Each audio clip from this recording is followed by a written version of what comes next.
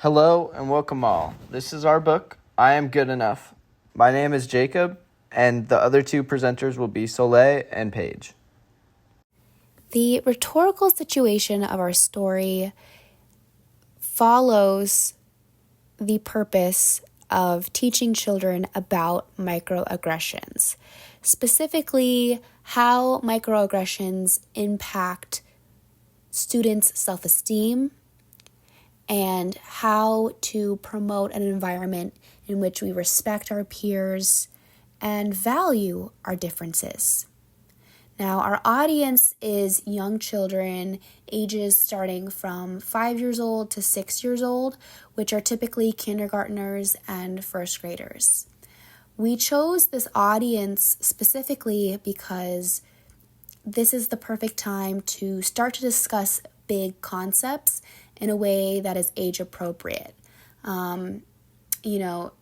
Education builds, and I think it's good to have these conversations when children are young so we can lay the foundation for empathy and expand upon this as we navigate, relationships with peers and development throughout adolescence and early childhood. All of this is super important, and not everyone has those conversations within their family unit, so it's important to navigate those situations in our educational system. And I think that this story is a wonderful way for teachers and parents who are open to this message to start those conversations with their young children. Our overall message is to communicate kindness and the proper treatment of our peers and our classmates. We really want to kind of cement this idea that respect does not have to be earned. We are all deserving of respect, and I think many of us mess up and we think our intentions matter more than our impact. And I think this story shows that even if you weren't intending to hurt someone else, your words may have done so. And so it's important to discuss openly about our feelings and about the impacts of microaggressions and the importance of being honest and open and willing to grow in that aspect, because we can all do better.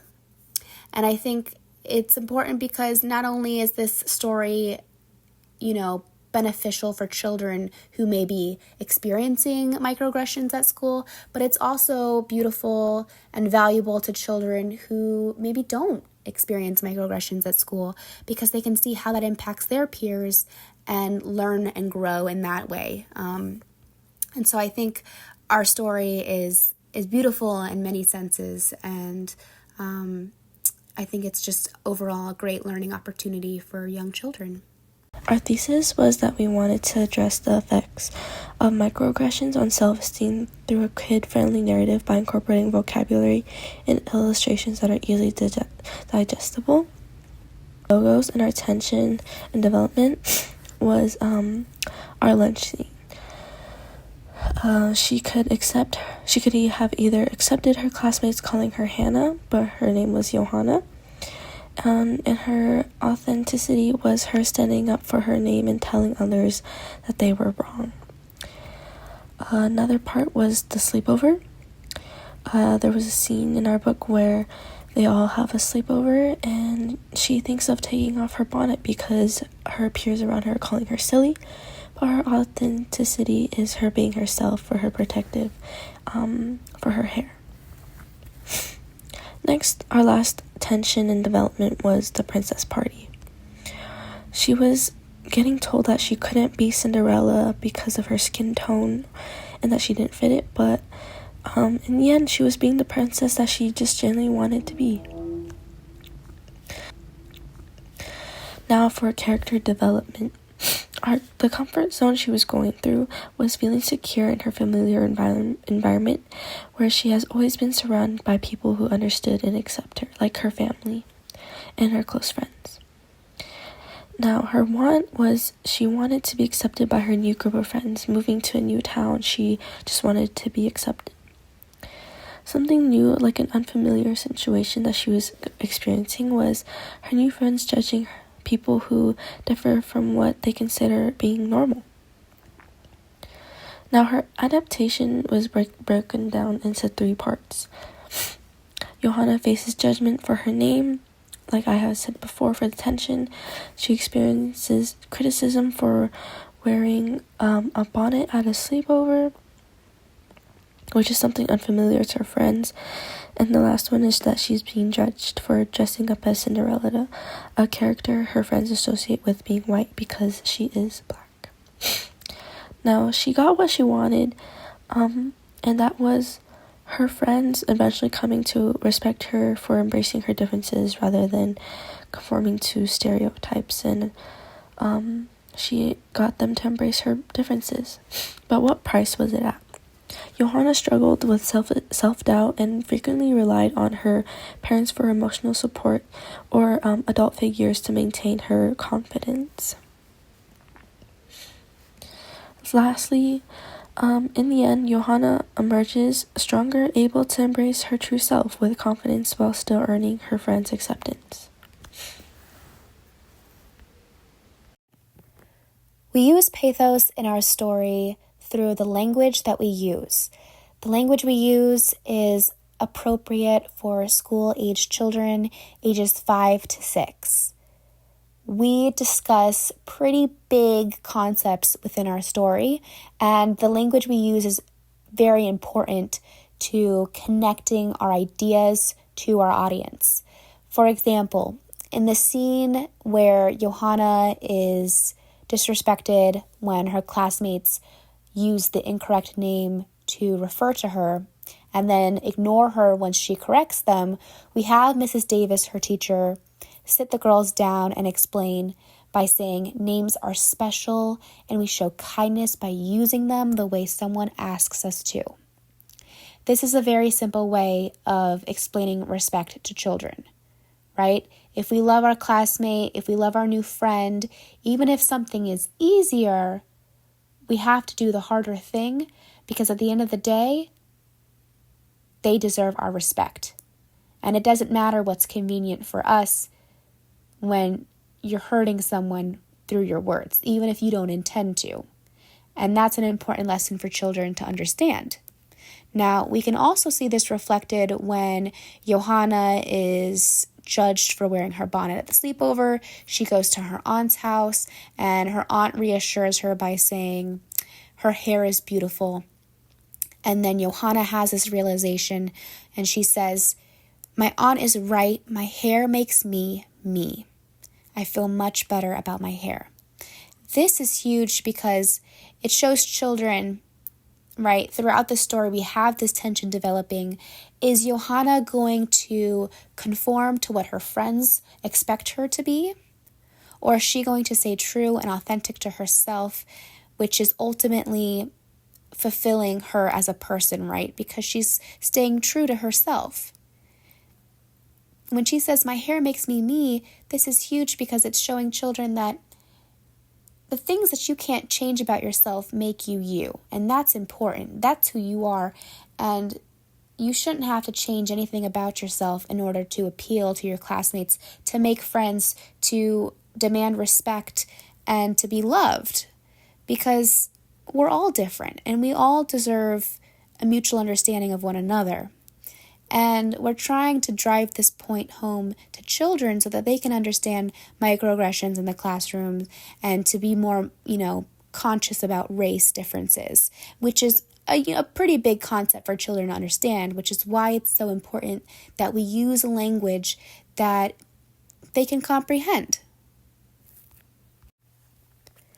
Throughout our story, we use pathos in our narrative.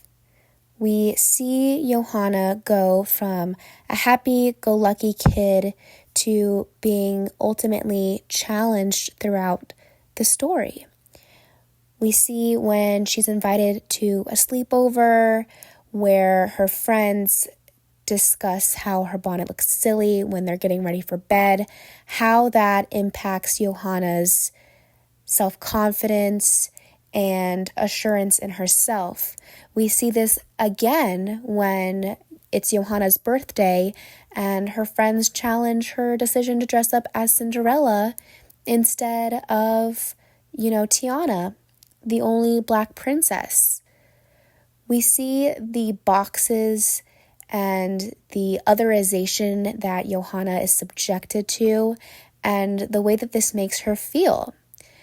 Even if children cannot relate to Johanna simply because of identity, they can still relate to those feelings that Johanna expresses throughout our story.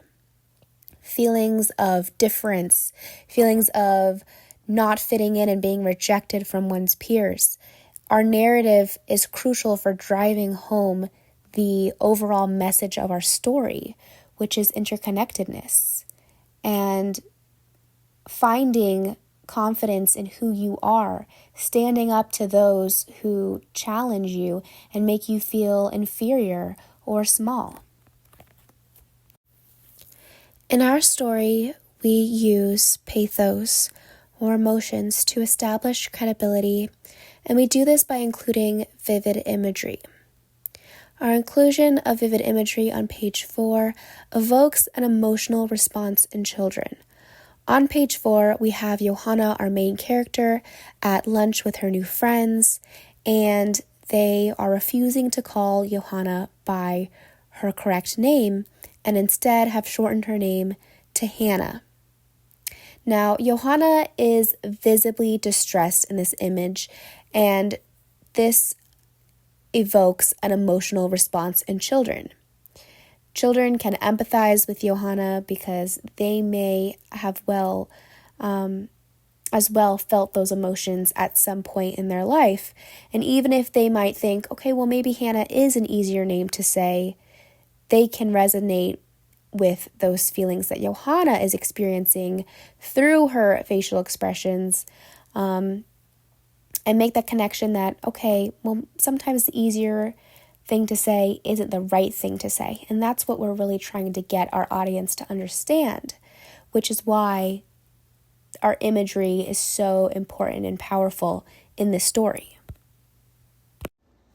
Now for our ethos. Our story establishes credibility to our younger audience, our 5 to 6 year olds, by using more age-appropriate language for them and easy to understand for them.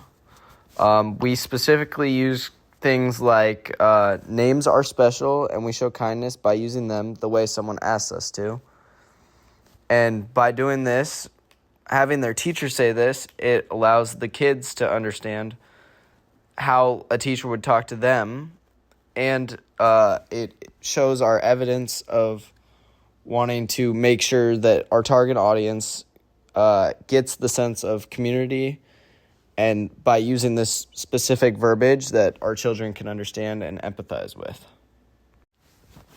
Another way we show ethos throughout our story is by having the content of our story include kids that the children can easily identify with. So in our story, we chose kids of the same age, so 5 to 6, and we made it so that it is very relatable and that they see like themselves in the spot of the characters in the story. So if we have a kid reading the book, we want them to feel like they are our main character, Johanna. So we established that the characters were the same age. Also, throughout the process, we used AI imagery from Canva AI, and that helped us get our imagery in. But while we were doing this process, we made sure to establish our credibility with the AI controlling our imagery by making sure we were very descriptive with every image that we asked for. And we made sure that all the parts of our description were matched in the image so that we had images that represented our story well and that had all the parts that we wanted, including emotion, colors, how she looked, everything, including the other people in the backgrounds and the houses and the classroom and the desks and everything. And for our last piece of ethos, we made sure to make an enjoyable book that was easy to learn and that adults could read to their children and understand that they were teaching them a good lesson with enjoyable pieces to it. And it kind of just represents a good story of a little girl overcoming an obstacle and gives a lifelong lesson for the kids reading it.